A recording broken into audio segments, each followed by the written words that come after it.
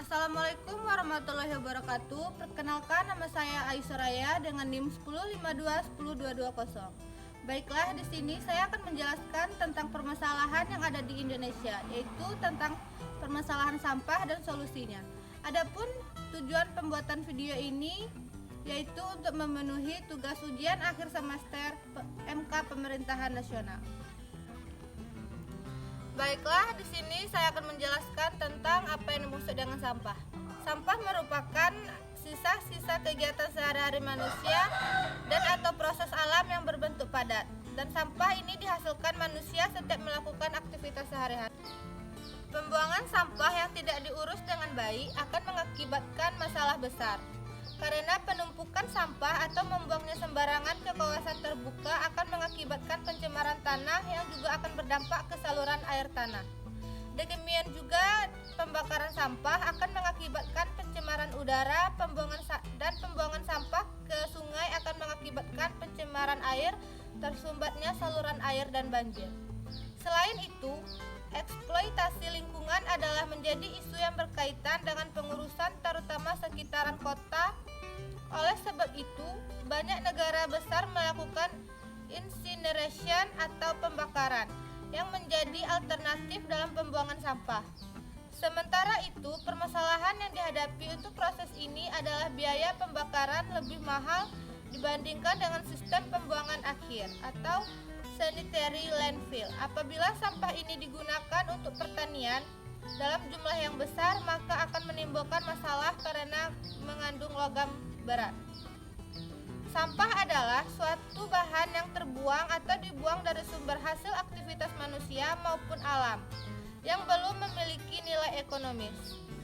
Sampah berasal dari rumah tangga, pertanian, perkantoran, perusahaan, rumah sakit, pasar, dan sebagainya. Secara garis besar, sampah dibedakan menjadi 3, yaitu sampah organik basah. Contohnya seperti sampah dapur, sampah restoran, sisa sayuran, rempah-rempah atau sisa buah-buahan, dan mengalami pembusukan secara alami. Yang kedua, sampah anorganik atau sampah kering. Contohnya seperti logam, besi, kaleng, plastik, karet, botol, dan lain-lain yang tidak dapat mengalami pembusukan secara alami. Dan yang ketiga, sampah berbahaya. Contohnya seperti baterai, botol, racun nyamuk, jarum suntik bekas, dan lain-lain. Permasalahan sampah di Indonesia antara lain semakin banyaknya limbah sampah yang dihasilkan masyarakat dan kurangnya tempat sebagai pembuangan sampah. Sampah sebagai tempat berkembangnya dan sarang dari serangga, tikus, dan menjadi sumber polusi dan pencemaran tanah, air, dan udara, dan menjadi sumber tempat hidup kuman-kuman yang membahayakan kesehatan. Di sini, untuk menangani permasalahan sampah secara menyeluruh perlu dilakukan alternatif pengelolaan. Landfill bukan merupakan alternatif yang sesuai karena landfill tidak berkelanjutan dan menimbulkan masalah lingkungan.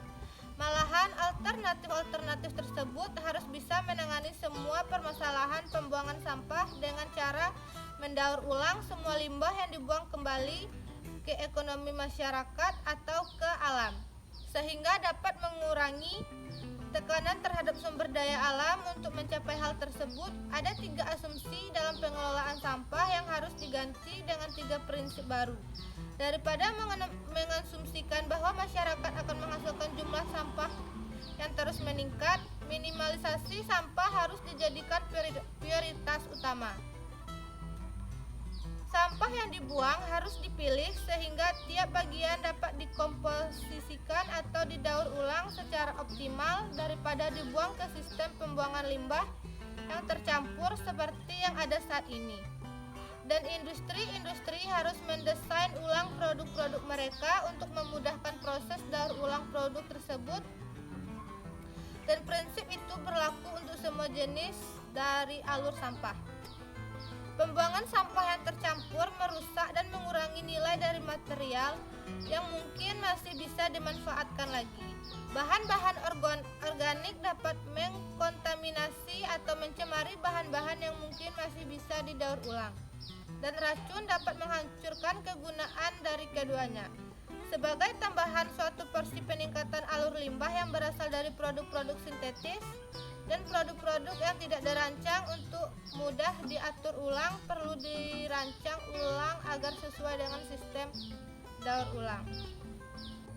Baiklah, di sini saya akan menyampaikan tentang solusi permasalahan dari sampah, yaitu sebaiknya di setiap daerah diadakan truk untuk menampung sampah dan usahakan masyarakat agar tidak terbiasa memakai sampah plastik atau anorganik, dan tindakan pemerintah harus membuat undang-undang dasar tentang penanggulangan sampah dan membuat tempat penangkaran sampah yang terpenuhi dengan fasilitasnya yang lengkap. Demikianlah materi yang telah saya sampaikan tentang permasalahan sampah. Saya tutup dengan wabillahi taufiq wal hidayah. Wassalamualaikum warahmatullahi wabarakatuh.